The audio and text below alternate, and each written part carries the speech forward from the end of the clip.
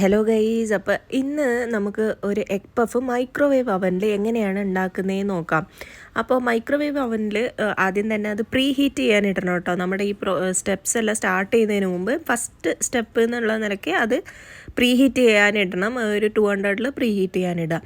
അപ്പോൾ നമുക്കിത് സ്റ്റാർട്ട് ചെയ്യാം. ഇതിനകത്ത് എനിക്ക് അബദ്ധം പറ്റിയത് കൂടെ ഞാൻ പറഞ്ഞുതരാം കേട്ടോ. ഇത് നമ്മൾ പുറത്തു നിന്ന് ഷീറ്റ് മേടിച്ചിട്ടാണ് ഇത് ഉണ്ടാക്കുന്നത്. അതായത് റെഡിമെയ്ഡ് ഷീറ്റ് ഉപയോഗിച്ച് പഫിൻ്റെ ഷീറ്റ് ഉപയോഗിച്ചിട്ടാണ് ഇത് ഞാൻ ഉണ്ടാക്കിയത്. അതിനായിട്ട് സമയം കളഞ്ഞില്ല. അതായത് ഇത് ഉണ്ടാക്കാൻ വേണ്ടിയിട്ട് നമ്മൾ റെഡിമെയ്ഡായിട്ട് മേടിച്ച് കഴിഞ്ഞാൽ അത്രയും സമയ ലാഭമാണ്, നമ്മുടെ എനർജിയും ലാഭമാണ്. അപ്പോൾ അതായിരിക്കും ഏറ്റവും എളുപ്പം കേട്ടോ. അപ്പോൾ ഇതിൻ്റെ ഏറ്റവും ലാസ്റ്റ് സ്റ്റെപ്പിൽ നമ്മളത് നന്നായിട്ട് അതിൻ്റെ സൈഡൊക്കെ ഒന്ന് ഒട്ടിച്ചു കൊടുത്താണ് ഓവനിലേക്ക് വെക്കേണ്ടത്. അത് ചെയ്യാൻ ഞാൻ അതിൻ്റെ അറ്റം മാത്രം ഒട്ടിച്ച കൊണ്ട് ഇതെന്തായെന്ന് വെച്ച് കഴിഞ്ഞാൽ ഇത് ലാസ്റ്റ് അവനിൽ ചൂടായി വന്നപ്പോൾ ഇത് കംപ്ലീറ്റ് പ്രിപ്പയറായി വന്നപ്പോൾ അത് ഓപ്പണായി പോയിട്ടുണ്ട്. ആ പഫ് ഓപ്പണായി പോയിട്ടുണ്ട്. ആ മിസ്റ്റേക്ക് നിങ്ങൾക്ക് പറ്റരുത് കേട്ടോ.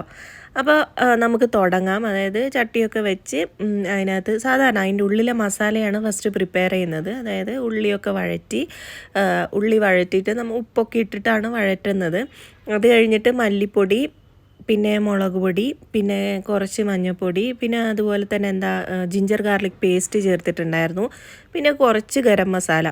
ഇത്രയും ചേർത്തിട്ട് നമ്മൾ ഇത് നന്നായിട്ട് വഴറ്റിയെടുക്കണം. അതാണ് ഇതിൻ്റെ ഫസ്റ്റ് പ്രോസസ്സ്. അപ്പം ഇപ്പം നിങ്ങൾക്ക് ഉള്ളി മാത്രമല്ല, ഇതിനകത്ത് വേറെ എന്തെങ്കിലുമൊക്കെ വേണമെന്നുണ്ടെങ്കിൽ അതും കൂടെ വെജിറ്റബിൾസ് എന്തെങ്കിലും ചെറിയ പീസായിട്ട് അരിഞ്ഞിട്ട് അതും കൂടെ ചേർക്കാം.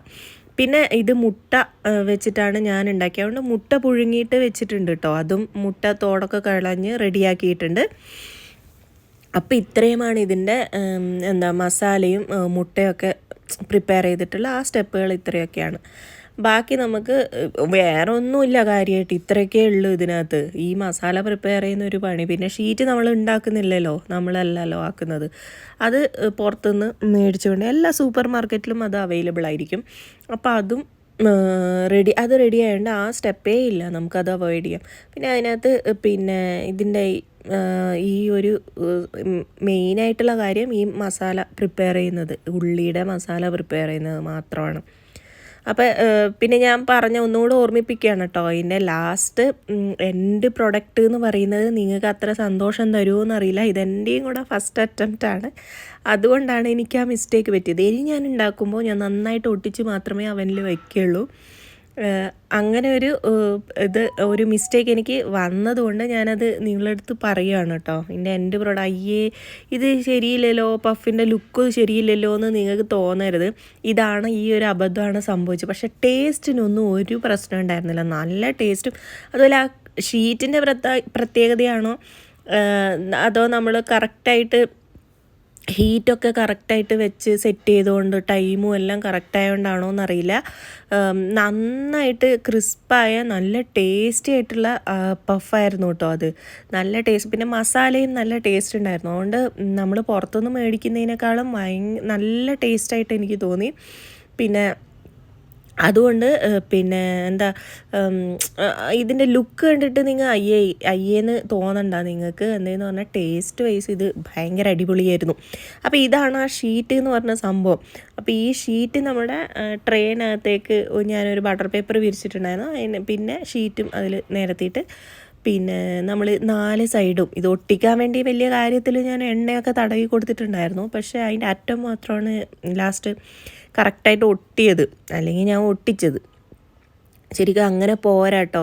നന്നായിട്ട് അതിൻ്റെ എല്ലാ സൈഡും നന്നായിട്ട് തുടക്കം മുതൽ എന്നെ വരെ നല്ല വൃത്തിയായിട്ട് ഒട്ടിച്ചു കൊടുക്കണം, അല്ലെങ്കിൽ ഇത് ഓപ്പണായി പോകുന്നുണ്ട്.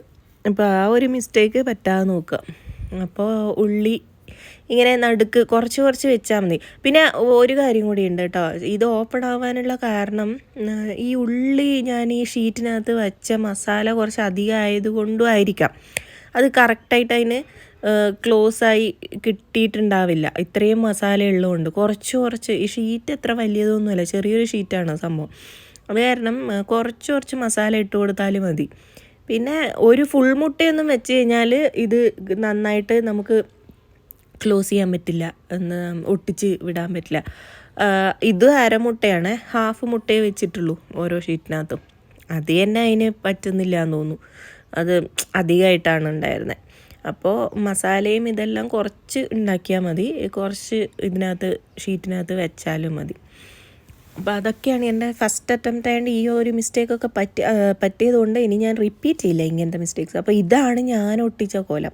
ഇങ്ങനെയല്ല കേട്ടോ, ഇതിന് ഓപ്പണായി ഗ്യാപ്പ് കാണുന്നില്ലേ, അങ്ങനെ ഗ്യാപ്പ് ഉണ്ടാക്കരുത്. ആ ഗ്യാപ്പെല്ലാം നിങ്ങൾ ക്ലോസ് ചെയ്യണം. ആ കൈ വെച്ച് അത് നന്നായിട്ട് പ്രസ് ചെയ്ത് കൊടുക്കണം. ഇങ്ങനെ ഗ്യാപ്പ് ഉണ്ടാവാൻ പാടില്ല. അതാണ് മിസ്റ്റേക്ക്. കണ്ടോ, ഓവനിൽ അതിങ്ങനെ ചൂടായി വരുന്നുണ്ട്, സംഭവം വെന്ത് വരുന്നുണ്ട്. ഇതൊക്കെ കറക്റ്റായിരുന്നു. അപ്പോൾ ഓവനിലെ ടെമ്പറേച്ചർ പ്രീ ഹീറ്റ് ചെയ്ത് ഞാൻ പറഞ്ഞില്ലേ 200, അത് കഴിഞ്ഞിട്ട് നമ്മൾ 200-ൽ തന്നെ സെറ്റ് ചെയ്യുക ടെമ്പറേച്ചർ. എന്നിട്ട് ഒരു അരമണിക്കൂറിലേക്ക് വയ്ക്കുക. ഒരു 20-25 മിനിറ്റ് ആകുമ്പോൾ തന്നെ ഇത് നല്ല ക്രിസ്പായി നല്ല വെന്ത് കിട്ടും. കണ്ടോ എൻ്റെ പഫിൻ്റെ കോലം, ഇതാണ് ഞാൻ പറഞ്ഞത്, ഇത് ഓപ്പണായി പോയെന്ന്. ഇങ്ങനെ ഓപ്പണായി പോകരുത് കേട്ടോ, നന്നായിട്ട് ഒട്ടിച്ചു കൊടുക്കുക എല്ലാവരും. അപ്പോൾ ഈ ഒരു പ്രശ്നം പറ്റണ്ട. പക്ഷേ ടേസ്റ്റിന് ഒരു കുഴപ്പമുണ്ടായിരുന്നില്ല, നല്ല അടിപൊളി ടേസ്റ്റായിരുന്നു. നല്ല ടേസ്റ്റ് എന്ന് പറഞ്ഞു കഴിഞ്ഞാൽ നല്ല ടേസ്റ്റ്. ഞാൻ പുറത്തുനിന്ന് മേടിക്കുന്ന പപ്സിനേക്കാളും ടേസ്റ്റായിരുന്നു.